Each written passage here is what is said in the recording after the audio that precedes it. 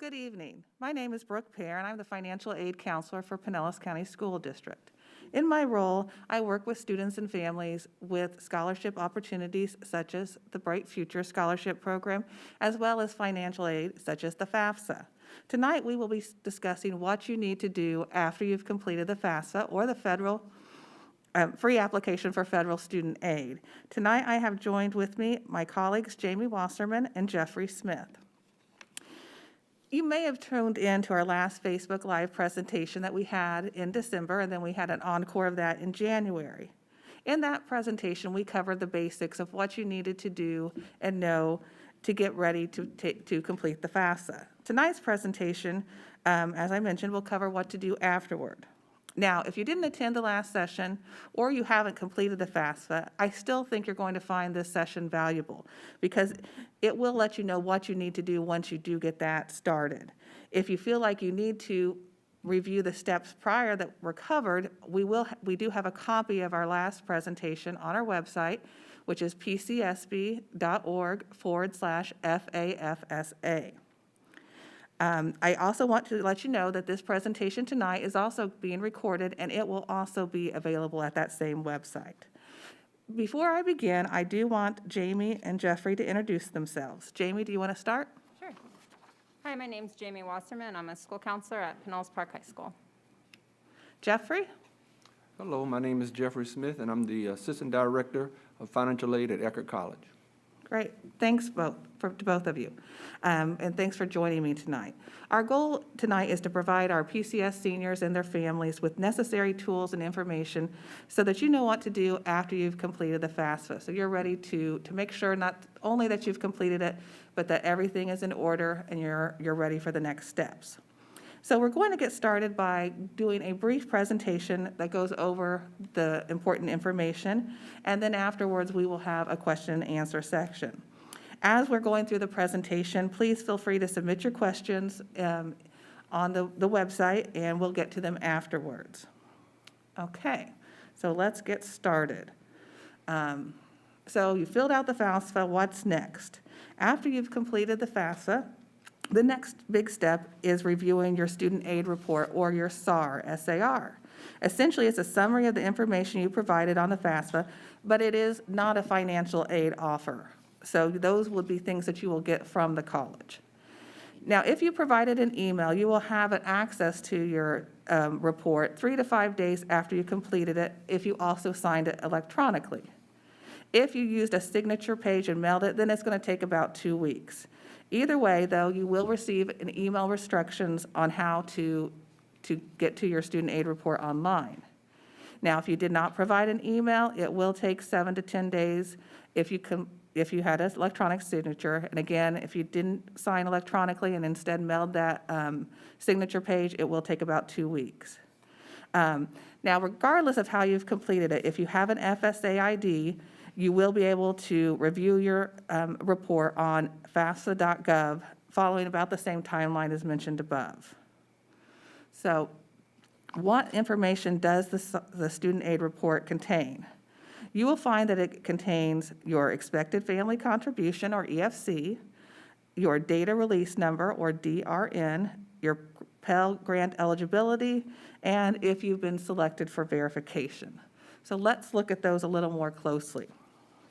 So your EFC, as I said, is your expected family contribution, and it's the index number that college financial aid staff use to determine how much financial aid you'll receive if you attend their school. Your EFC takes into consideration things such as your family's taxed and untaxed income, assets and benefits, as well as family size and number of family members in college. Now, the EFC is not the amount you have to pay for college. It is a number used by the school to calculate how much aid you're eligible for. And when you're looking at your student aid report, you will find this number on the top right of your report. If it's blank, it means that you have some incomplete information that you'll need to complete to get that information. So next up is the data release number, or DRN. And again, this is also in the upper right-hand corner just above the EFC. So if you have information on your FAFSA that you want to have your college update for you, so you have something to update, you will need to provide them with this number. Typically, this would be like if you've provided an incorrect Social Security number, you can request that the college you're going to attend update this for you. Next, we're going to talk about federal Pell Grant eligibility. So what you'll find on your report is if you are possibly going to be eligible for a Pell Grant. And this is awarded to undergraduate students who have exceptional financial need. For the 21-22 year, the maximum Pell Grant is $6,495. You'll also have that information. So on the report, you'll see if you're eligible, and they will say about what they expect you to be eligible for. And this is listed under the federal student aid eligibility section. If you're eligible for a Pell Grant, you'll receive the full amount you qualify for. Each school participating in the program receives enough funds for each year.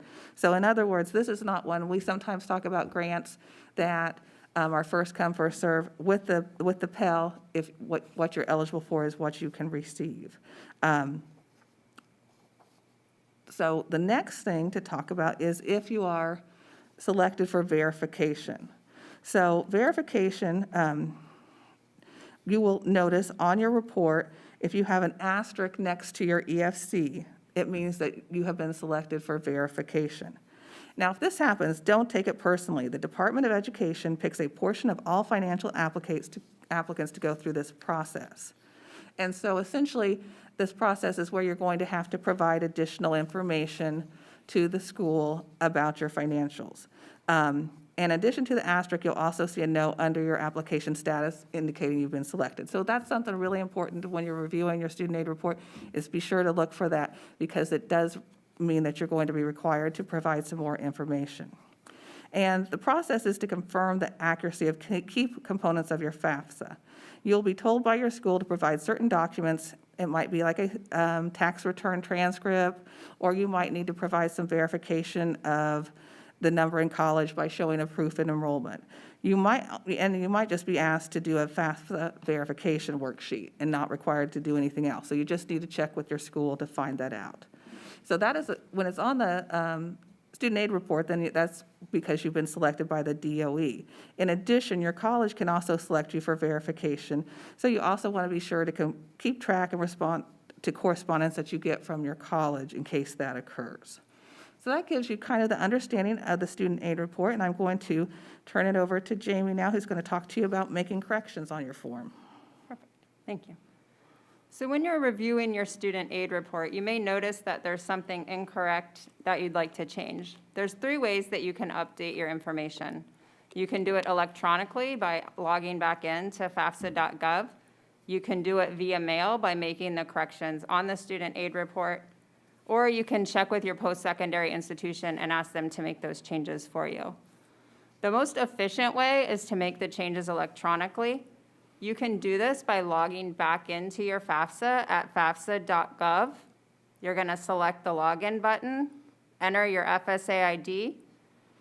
Under the My FAFSA page, select Make Corrections, and then electronically sign as the student when making the changes. If you do make changes to a parent information, they will also sign that document electronically as they did when you initially submitted it. You can also make changes on the student aid report, the paper copy. You can just indicate your changes and mail them. Any changes made this way will take between 2 to 3 weeks to be reflected. So it is much quicker if you can remember how to log in on the FAFSA.gov website. But you can also make them on the student aid report. And then the last way to make changes is you can check with your post-secondary institution or college, and they can log in and change some information for you as long as you have that data release information that you give them. So there's certain things that you can change and certain things you can't change. Any of the contact information, your name, your address, phone number, those things can be changed.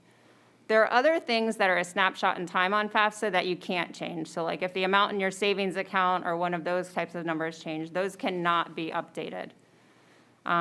If you happen to file your FAFSA with an incorrect Social Security number, you can ask your college to update that for you, or you can resubmit a FAFSA with the correct Social Security number, which is what is recommended, and it is the quickest way to update that. As I said before, things that you can update, your mailing address, your email address, and your contact information. You can also update anything that's going to change your dependency status. So if you're now in a legal guardianship situation, that's something that can be changed. If there's a change in your own marital status, you have to report that to your college, and they can help and let you know if that needs to be updated. As Ms. Pear mentioned, if you're selected for verification, you might also need to update information related to family size and status. One other thing to mention is when you fill out FAFSA electronically, you're limited to 10 colleges or universities. If you want to share that information with more than 10 colleges, you can update that list. You will have to remove a school and then add an additional because you are maxed out at 10 schools. And you are able to see when schools download that information so that you don't delete one before it's been accessed. So that's just information on how you can update some of the information that you include on the student aid report. And now I'm going to pass it on. Yeah. Okay, Jeffrey. All right. Follow up with schools. It's very important that you take this step and follow up with the schools if you have any questions to the financial aid office, but also be sure that you always check your email, your personal email, to see what correspondence that the schools that you've sent your FAFSA to receive, to get your FAFSA report, to see what correspondence they've sent you if there's some documents that that particular school is requiring that you send them. So always be aware and checking your emails pretty much on a daily basis. You want to do that to be sure that there is not anything that you need to get to one of the schools that you've chosen to receive your results. Next is we're going to talk about is professional judgment. Professional judgment is given to the financial aid administrators to make adjustments to certain data elements on the FAFSA form that can impact the EFC. This is very important that you get in contact with the schools that you're considering for professional judgment and get those documents in because of, maybe some institutional aid that you weren't previously eligible for that you may be eligible for once the professional judgment is completed. After you submitted your FAFSA, contact the financial aid office at the schools you applied to and sent your FAFSA if your family situation has changed in a major way, especially what we're all dealing with now with the pandemic. A lot of incomes and things like that have changed, or people may have lost their jobs temporarily or permanently, and they're not sure what they're going to do. So that's a definite situation that you can have professional judgment done. Next, we will talk about dependency override. Dependency override allows for the financial aid administrators to change a student's status from a dependent to independent on the FAFSA due to unusual circumstances. And if you have a situation like that, be sure you have documentation so you can send copies to a school or to your various schools that are going to consider doing a dependency override. So it's important to have letterhead that details your situation, your unusual circumstance, for the school to deeply consider your dependency override. And after you've submitted your FAFSA, contact the financial aid office at the schools, as we said, and that you sent your FAFSA to. And just be sure that, like I said, usually most schools are going to require several documents as opposed to one. And one of the key places that you can get information from with your unusual circumstance would be your high school, or your guidance counselor. That would definitely be a key place to where you can get, documentation that the schools or colleges will accept. Next, we're going to talk about applying for scholarships. The FAFSA is one aspect of financial aid and not everything. You may have a gap between your financial aid being offered and what the school costs. So scholarships can fill this gap. So you want to be sure that you're doing your research and applying for as many outside scholarships as possible. I'm a bit,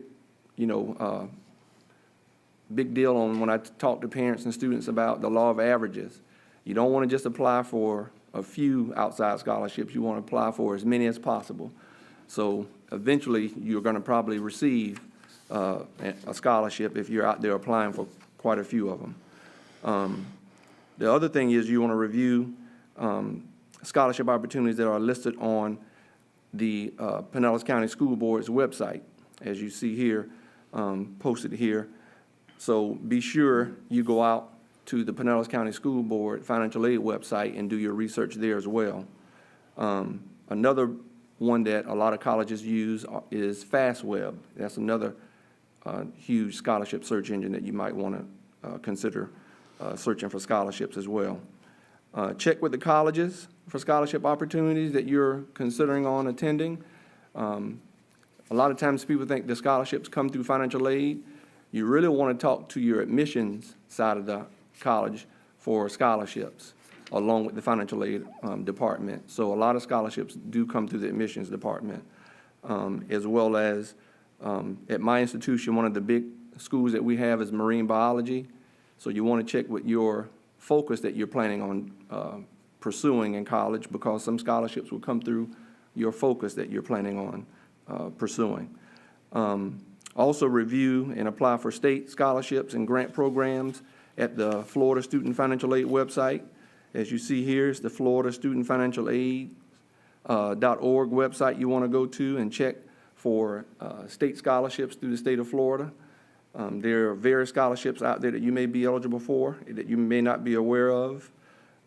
Also use the Navient scholarship search in your Navient account. You want to be sure to do that and search for scholarships. And also, some parents may not realize that maybe your employment may have scholarships on their website where your parents work. So that's another opportunity to search for scholarships. Great, and thanks so much to both of you. I know this is a lot of information, so I do want to remind you that we are recording this session, and the materials will be available on our website, pcsb.org/FAFSA, which is also on the bottom of the screen. So we do have some questions that have come in, so I'm going to start going through those. And again, if you have questions, please submit them online, and we'll get to them. So I think, Jeffrey, I'm going to send this back to you because this is one of the items you talked about, the professional judgment. What do I do if my parents' financial situation has changed after submitting my FAFSA? Can I update this information? Absolutely. You definitely want to contact the colleges that you're seriously considering attending. So even though you may have chosen 10 schools, you may have narrowed it down to maybe 2 or 3 schools that you're planning on seriously considering, because you may not want to send all your information to to a lot of schools. But every financial aid office is a little different on how they handle professional judgment. So it's always good to contact those separate colleges' financial aid office to find out what is their procedure and what policies do they have in order to help you and assist you with professional judgment. Great. Yeah, so I think the big point there is you're going to complete the FAFSA with your information. So you're not going to update the FAFSA information, but you're going to contact the schools and let them know, and they'll look at the professional judgment. I haven't filled out my FAFSA yet. Is it too late to start? Jamie, you want to? Definitely not, but sooner is better. The sooner that you have that information and that the schools that you're considering have that information, the quicker that you'll have information on what your financial aid package might look like, and then you can start, looking for scholarships and things to bridge that gap. There's a couple of events coming up where you can get assistance with that, and definitely look at the website, and that'll be posted again at the end. If you need assistance completing it, reach out to your school counselor. There's district resources, but the sooner the better, so you can kind of move forward with your planning. Yeah, so absolutely know that you can still do that, but yeah, there are going to be some things that are first come, first serve. So as Jamie said, the sooner the better. So the next one is, what if my expected family contribution is higher than I expected? So I'm going to speak to that, but also feel free to chime in. So that, I would think, is probably a fairly common concern. Parents look at that number and think, you know, I'm not able to pay that much for college. I think the first thing is trying to determine, is it higher than expected, like you feel like there could be an error that's been made? And so first and foremost, what I would suggest is you're going to get that student aid report, and you're going to be able to look through and see the questions and how you answer them. So, and some that I think I hear often get, students may answer incorrectly, is the number of students in college. Sometimes the student should be including themselves on that, and sometimes they don't do that, and so that can result in that. But then there are some times where, of course, that is what has been determined, and that's when we look at knowing that this is one part of your financial aid is the FAFSA, but there are scholarships and so forth, and to look at that. Does anybody else want to add to that if a student comes across that situation? Yeah, you mentioned like error. A lot of times it is a lot to do with an error that was made on the FAFSA when that happens. One, error that I see quite often is where the student may have reported their income the same as their parents in taxes paid.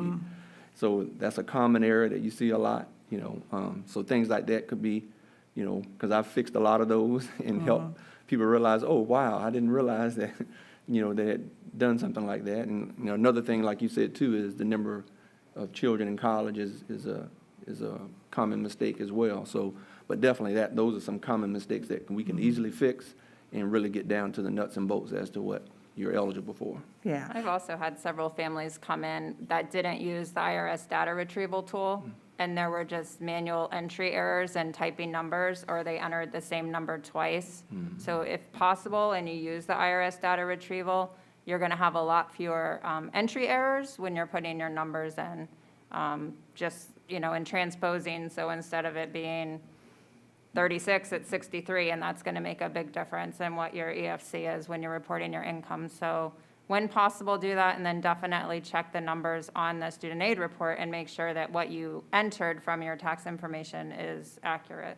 Yeah, that reminds me too, because they don't use decimals, so you don't put, Right. if you're saying I have $135.23 in my checking account, they're going to read that as 1,300 and some. So you're going to round those and not put in the change, because that could definitely cause a problem. So again, it really is. I think when I talk to students and families, a lot of times it's kind of like, I got the FAFSA done. I'm done with that. And that's why we're having this session, to really point out how important it is afterwards to go back and check those things and make sure everything's in place. So this is a question I think is pretty common. Why was I selected for verification? Anybody want to? Well, as we said, as we spoke about this, is, the Department of Education randomly will select people for verification, and we have no choice but to, to fulfill that requirement that the Federal Department of Education requires us to. And then there's times, because like we said, of an error. If there's an error on the FAFSA and say taxes paid, where I've seen where people have made an error where they put their AGI and their taxes paid the same. So that kind of shows that you didn't have any income. So situations like that could cause, why you are selected as well. As Jamie shared, if you can use the data retrieval tool, which is what we encourage people to do, a lot of times it'll eliminate you being selected or having any errors on your FAFSA report. Yeah, very, very true. And like we said in the presentation, is don't take it personally. A lot of that, when it's done by the DOE, is just a random. They have to, I'm not sure is it a third? Is it how many? Yes, it's like every 1 in 3. Yeah, they have to do 1 in 3. They have to select for verification just to make sure that the process is, being considered.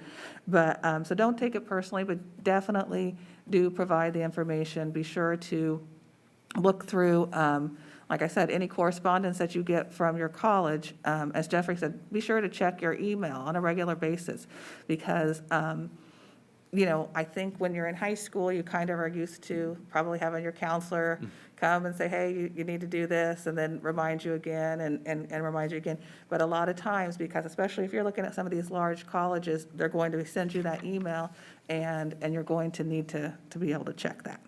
And not just check your personal email once you apply to the college and you have a college email. I've had a couple of students just this semester that were selected for verification at SPC, but they didn't realize that they had an SPC email. So they've been getting these constant reminders with the verification documentation as requested, but they're not logging into their college email account to see that. So as you apply to colleges, every school is going to create a student email for you. So it's important that, you log in and do those documents. And being selected for verification does not mean you're disqualified from federal aid. And I think that's what some students think is, well, they want to check, so that means I did something wrong. We're just reminding you, 1 in 3, it's going to happen. So it's likely that one of the 4 years that you're in school, if you go to a bachelor's degree program, you're going to get picked for verification. Okay, so I'm going to answer this because this was part of my presentation. How long does it take to get my student aid report after I submit the FAFSA? So it does depend on how you submitted the FAFSA and if you signed electronically or if you printed the signature page and then signed it. If you did an electronic FAFSA, signed it electronically, then it's 3 to 5 days, and you provide an email, then you're going to get an email saying, here's a link to your student aid report. Now, if you do the signature page, it's going to be about 2 weeks. And if you don't provide an email, as we mentioned, you're going to get something in the mail, and it's either going to be your student aid report or a student aid report acknowledgement. And that can take about 7 to 10 days if you electronically signed. So if you're finding that, you think that you should have already had that, does anybody have advice if I say, oh, it's been 4 weeks, I haven't got anything in the mail, I haven't got an email, I log on to my FAFSA and I don't see a report? Anybody have advice on that? Well, I always encourage students just to contact one of the college's financial aid office that you applied for, because we're more than happy to help, resolve those issues, because we know it could be very taxing, and, it can get kind of worrisome, and, so whatever, we can do to help, just reach out to one of the financial aid offices of the college that you applied to and had your FAFSA report sent to. And that's, to me, the best option to get some assistance to get that resolved. Yeah, thank you. Very true. So how does the Florida Prepaid factor into your FAFSA? I can talk a little bit about that, but we can all go around. So it will be listed with I guess it depends on who is the owner of the prepaid. If it's the parent or the student, then it's going to be listed with the parent's information. If it is a grandparent, then it's not part of the FAFSA, but it will be part of the student's income, correct? So, and so with the parents, it's going to be part of the assets, essentially, the worth of that prepaid? More the 529 plans are, I believe, and like you said, that depends on whose names, whose name it's in. So if it's in the student's name, then the 529 would be. The Florida Prepaid, pretty much at Eckerd College, where I work, the business office handles the Florida Prepaid and gives them how much of the Florida Prepaid can go to a private institution. And it could be different at a state university or community college. So the best thing to do would be to probably contact that school's business office to find out exactly how they handle Florida Prepaid at that institution. Because I think people do it a little different. But when you're talking about assets, counting assets, it's the 529 plan, and it depends on if it's in the student's name, then it counts as assets on that student's behalf. Or if it's a parent. Or it's a parent, right, it's on their assets, yeah. I tried to use the IRS link, and it wouldn't let me. Is there a reason why it would not work? Well, I know being that I work at a college, we always get calls, but we always have to remind parents and students, it's the federal government, Department of Education. So that's really kind of out of our hands. So I know the number by heart, 1-800-433-3243. And so if you just call the FAFSA number or get in, contact with IRS, it's just better to call the FAFSA 1-800 number to try to get that resolved. Usually in that situation, we found that they're updating the system. And maybe at the time you tried to use the data retrieval tool, there was an issue with updating. Another situation could be that if someone has filed bankruptcy or there was a fraud situation on a parent's account, IRS account, then that's another reason why the data retrieval probably couldn't have been used for that parent. We have a lot of situation with fraud, I got tax fraud. So that's what I've seen more than anything than bankruptcy or anything like that. It's usually a fraud situation. So you won't be able to use the data retrieval tool if somebody's had a fraud situation. There's also certain filing statuses. I think married filing separately is Right. one that you can't use the IRS Correct. data retrieval tool on. And then if you have certain schedules attached to your tax return, then you also can't use the IRS data retrieval. So the more complicated your taxes are, the less likely it is that it's going to connect. But you always want to try that first to see if it will go through. If you've also filed an amended tax return, then it likely won't let you use the IRS data retrieval tool. Those are the ones that we found most common. And then also, if there's any kind of a fraud alert on your credit report, it won't let it go through. To follow up with the amended, I learned this a couple of years ago when that happened. They will sometimes allow the parent to use the data retrieval tool if they've amended it. They require us as a school to get the amended return.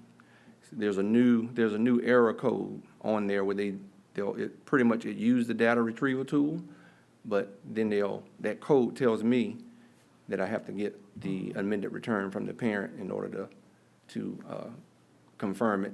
But there are times where that data retrieval tool can be used with an amended return. Yeah. That's great. And, and I'm thinking, I believe it's pretty particular. So like, if I am a parent and I'm trying to use the data retrieval tool and I spell out street Right. on in the FAFSA, but then on my tax return, I put ST or, If you leave an apartment number out, Right. you yeah. don't Yeah. spell out So the city. there's also that. So that It has to match identically. Yeah, very picky.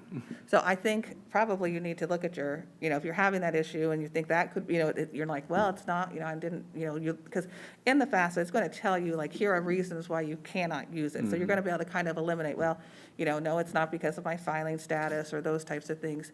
And then I think some of those things would be what you want to look for and maybe start by looking at your tax return and looking exactly how you enter that information. So, okay, great. Jamie, you covered this, so I want to swing this over to you. I accidentally put the wrong social security number on FAFSA. Can I fix that? Definitely. The quickest and most efficient way to fix that is just to file a new FAFSA with the correct social security number. That's the recommended way if you look on the FAFSA help pages.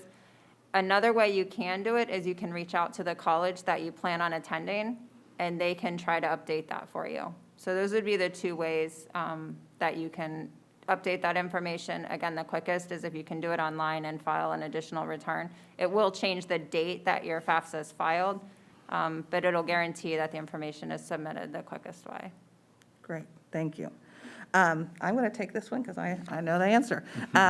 Is this information available in Spanish? And I'm going to cover some of this at the end, but yes, we are going to be having this same presentation in Spanish on March 9th at 7. So I'm going to go over this at the end, but if you go to facebook.com PCSB Espanol, that's where you're going to be able to watch this presentation in Spanish. So, and we're glad to be able to offer that service for you.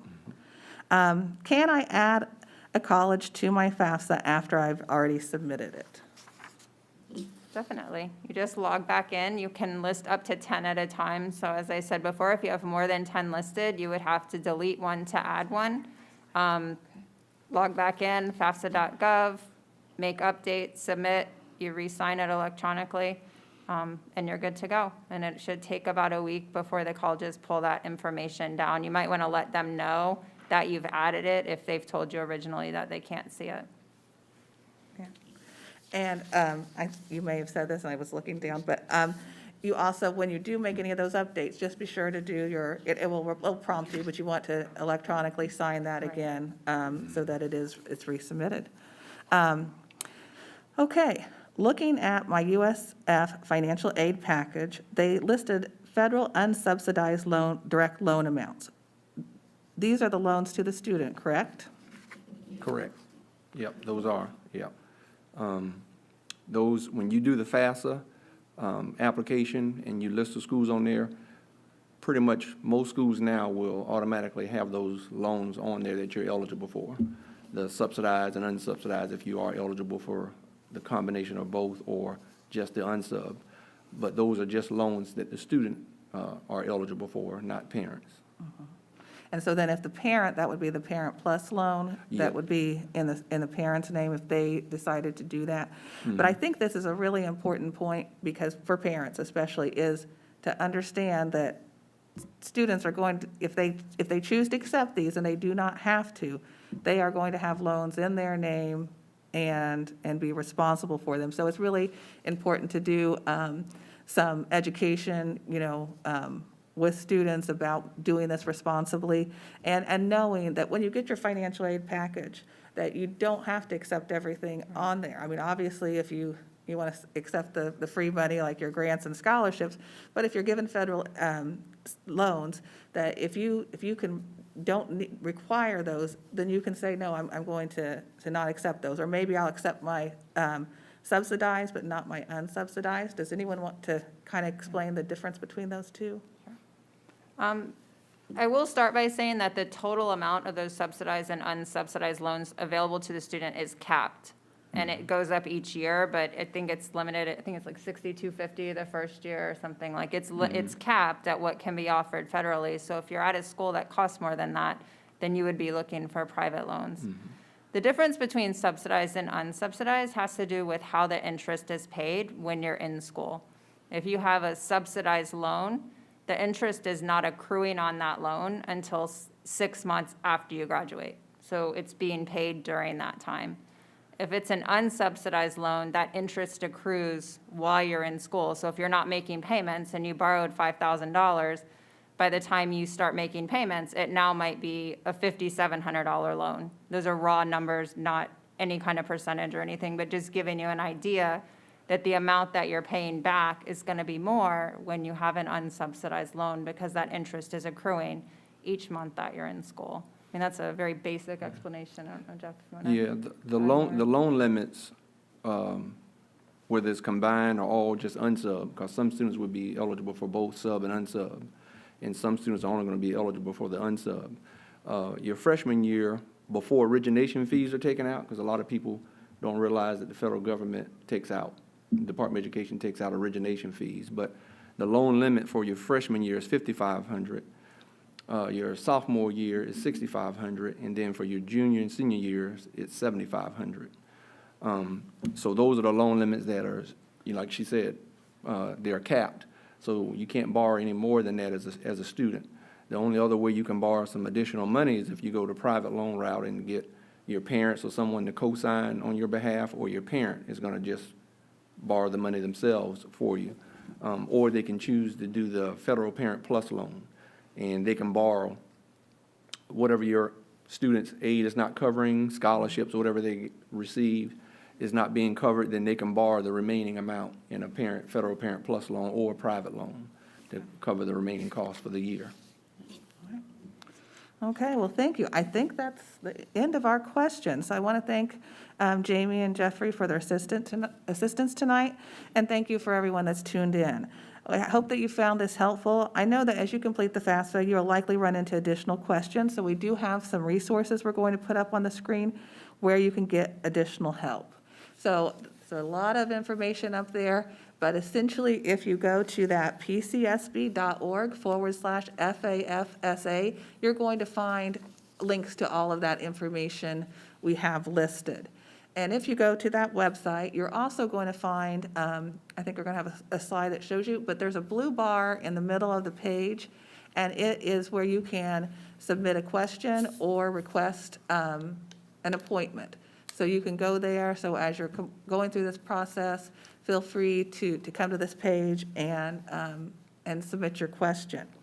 I do want to give you some information. We talked already about the Spanish event, but I do want to go over some, our final slide that goes over some upcoming events. First of all, we are going to have a rebroadcast of this session on March 4th. It will be a live session, but it will be the same content. And so, you know, if you've watched tonight and you haven't completed your FAFSA and you get that done and you want to come back just to kind of do a review, that's great. And that will be available at facebook.com/mypinellasschools. As I mentioned, we're also going to have this presentation in Spanish on March 9th, and that is going to be available, and that's at 7 p.m., available at facebook.com/PCSB Espanol. And I also want to make sure you're aware that St. Pete College is hosting some virtual FAFSA nights, and in fact, one is tomorrow night. So if you have not completed the FAFSA and you really think I need some help with this process, I strongly encourage you to attend one of these events. Ideally, as we've mentioned, the sooner you do this, the better, so tomorrow night would be great. If you go to our website, pcsb.org/FAFSA, you'll see in the top right-hand corner under upcoming events, there is a link that says FAFSA, fill it out, and that will take you to a flyer that has a link to register. So you do need to register, but you can register up till tomorrow. And even if you've completed your FAFSA and you just think, I just want to talk to a professional and go over like what I see and get some individual advice, that's a great opportunity. And they do have a couple events later on. And lastly, we are going to have, so this has kind of been a series, I guess, of FAFSA sessions, and on March 31st, we're going to have our final in the series, and we'll be covering understanding and analyzing your award letters. So this will let you know, now that you've completed your FAFSA, now you're going to get your college award letters. Try it again. And you'll be able to, we'll walk you through that process. Also, just kind of let you know some of those final things you need to do so that you're all prepared for when you're starting college. So I want to thank everybody for attending this evening's session. We hope that you found it helpful. To find out more about events like this, be sure to subscribe and follow us on all social media platforms. And thanks and good night.